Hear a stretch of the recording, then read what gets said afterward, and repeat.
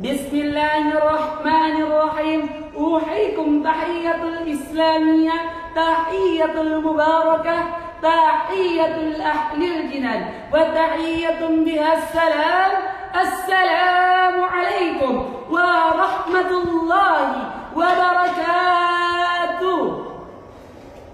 Yang saya hormati Dewan Juri yang arif dan bijaksana, yang saya hormati para panitia peringatan Isra wal Mi'raj Universitas Muslim Indonesia, yang saya cintai serta saya banggakan para mahasiswa dan mahasiswi kampus hijau Universitas Muslim Indonesia Makassar. Alhamdulillahilladzi asra bi'abdihi laylan minal masjidil haram ilal masjidil aqsa. Wassalatu wassalamu ala rasulillah wa ala alihi wassahbihi ajma'in. Amma ba'd.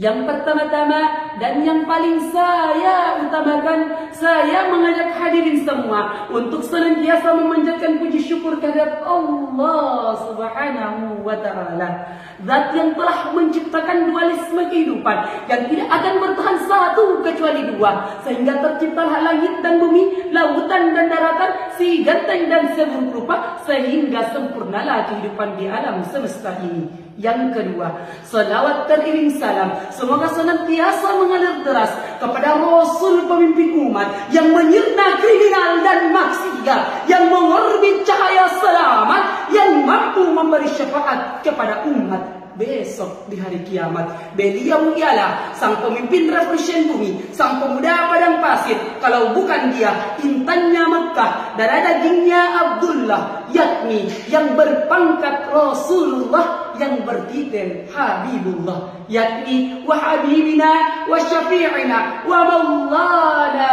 Muhammad sallallahu alaihi wasallam. Nabi yang telah membawa kita dari suatu lembah kehinaan menuju lembah kesucian. Nabi yang telah membawa kita dari suatu zaman kegelapan menuju zaman yang terang benderang seperti zaman sekarang ini. Terangnya bukan karena cahaya lampu ataupun matahari, namun terangnya karena cahaya Islam. Masya Allah. Hadirin rahimakumullah. Pada kesempatan yang berbahagia ini, saya akan menyampaikan pidato singkat yang berkenaan dengan peristiwa Isra wal Mi'raj Nabi Muhammad SAW beserta hikmahnya. Peristiwa Isra wal Mi'raj adalah peristiwa yang sangat-sangat luar biasa. Peristiwa yang hanya dapat diterima dengan keimanan dan ketakwaan kita kepada Allah Subhanahu wa Ta'ala. Peristiwa Isra, jika kita kaji dalam arti bahasa, adalah perjalanan pada malam hari. Namun ketika kita lihat dari perspektif Islam, Isra adalah perjalanan Nabi Muhammad SAW pada malam hari dari Masjidil Haram ke Masjidil Aqsa, yang mana pada sekelilingnya Allah beri keberkahan, sebagaimana Allah Subhanahu wa Ta'ala berfirman dalam kitab suci Al-Quran, Quran surah Al-Isra ayat 1 yang berbunyi, Bismillahirrahmanirrahim. Subhanalladzi asra bi'abdihi laylan minal masjidil haram ilal masjidil aqsa alladzi barakna hawlahu linuriyahu min ayatina innahu huwas sami'ul basir. Shadaqallahul azim wa shadaqa rasulun nabiyul karim. Maha suci Allah yang telah memperjalankan hambanya Muhammad daripada malam hari dari Masjidil Haram ke Masjidil Aqsa yang kami berkahi di sekelilingnya, agar kami perlihatkan kepadanya sebagian tanda-tanda kebesaran kami. Sesungguhnya Allah Maha mendengar lagi Maha melihat. Hadirin rahimakumullah. Setelah kita perhatikan ayat tersebut, kita dapat mengambil kesimpulan bahwa apa yang difirmankan oleh Allah Subhanahu wa taala dalam kitab suci Al-Qur'an benar-benar terjadi pada zaman sekarang ini. Di Masjidil Haram dan di sekelilingnya Allah berkati dengan rezeki yang sangat berlimpah. Betapa banyak orang-orang yang dari luar daerah, bahkan dari luar negara, berduyun-duyun masuk ke sana untuk melaksanakan ibadah haji seperti yang kita lihat di zaman sekarang ini. Adapun yang dimaksud dengan mi'raj, jika kita kaji dalam arti bahasa, adalah naiknya seseorang dengan menggunakan tangga. Namun jika kita lihat dari pandangan syariat Islam, mi'raj adalah Allah Subhanahu wa taala mengangkat Nabi Muhammad sallallahu alaihi wasallam ke Sidratul Muntaha, yang mana dari Masjidil Aqsa naik ke Sidratul Muntaha, tempat tertinggi.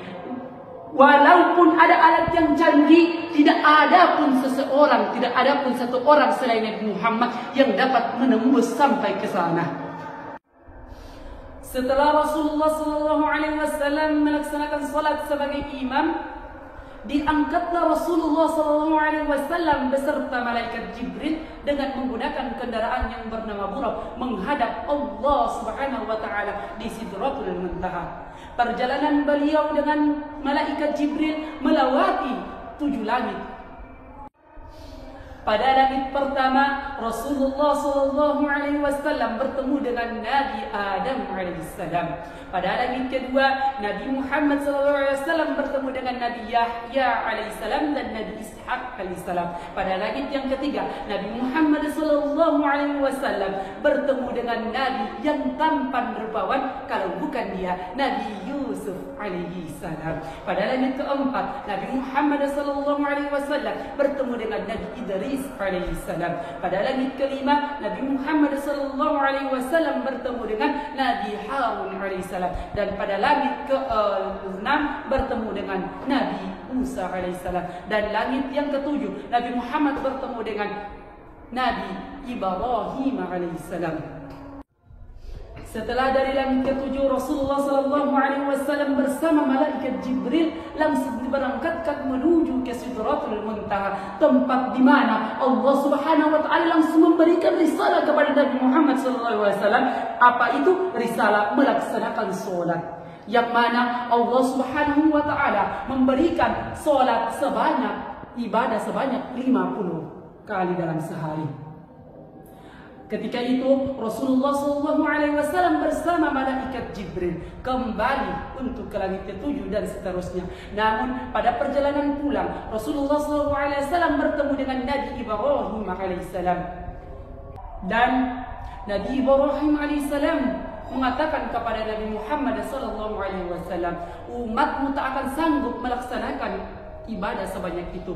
Oleh karena itu, kembalilah engkau kepada Rabbi, kembalilah engkau kepada Allah Subhanahu wa taala dan meminta kemurahan kepada Allah Subhanahu wa taala untuk mengurangi ibadah tersebut. Mendengar perkataan tersebut, malaikat Jibril dan Nabi Muhammad SAW kembali menghadap kepada Allah Subhanahu wa taala dengan meminta kemurahan kepada Allah Subhanahu wa taala untuk mengurangi ibadah, sehingga dari yang tadinya 50 rakaat 50 kali dalam sehari, Allah Subhanahu wa taala turunkan sebagaimana yang kita laksanakan sampai sekarang ini, yaitu 5 waktu dalam sehari. Yang mana itu salat subuh, zuhur, asar, maghrib dan isya. Oleh karena itu, dari sini dapat kita ambil pelajaran bahwa laksanakanlah salat, wa aqimus salata wa atuz zakata warka'u ma'ar rakiin, dan tunaikanlah salat dan rukulah beserta dengan orang-orang yang ruku. Karena perintah salat 5 waktu ini tidak ada perantaraan di antara Nabi Muhammad dengan Allah Subhanahu wa taala. Oleh karena itu, yang tadinya 50 sekarang hanya 5 waktu. Marilah hadirin semua untuk melaksanakan salat. Jangan sampai kita tinggalkan salat tersebut, karena salat tersebut adalah yang akan menjadi pertama dihisab oleh Allah Subhanahu wa taala. Pada peristiwa Isra wal Mi'raj, tepat pada malam 27 Rajab pada tahun 11 Hijriah. Hadirin rahimakumullah. Hikmah dari peristiwa Isra Mi'raj adalah Allah Subhanahu wa taala menanamkan kekuatan batin pada Nabi Muhammad sallallahu alaihi wasallam atas musibah yang terjadi pada beliau, atas sepeninggalannya kakeknya, pamannya serta istri tercinta. Selain menanamkan kekuatan batin pada diri Nabi Muhammad sallallahu alaihi wasallam, Allah Subhanahu wa taala memberikan ujian kepada umat baik pada zaman Rasulullah sallallahu alaihi wasallam bahkan pada zaman sekarang ini. Dengan peristiwa Isra Mi'raj tersebut akan nampak pada diri seseorang siapa yang beriman dengan murni. Karena dengan peristiwa tersebut akan semakin tebal, akan semakin murni, akan semakin nampak keimanan seseorang kepada Allah Subhanahu wa taala.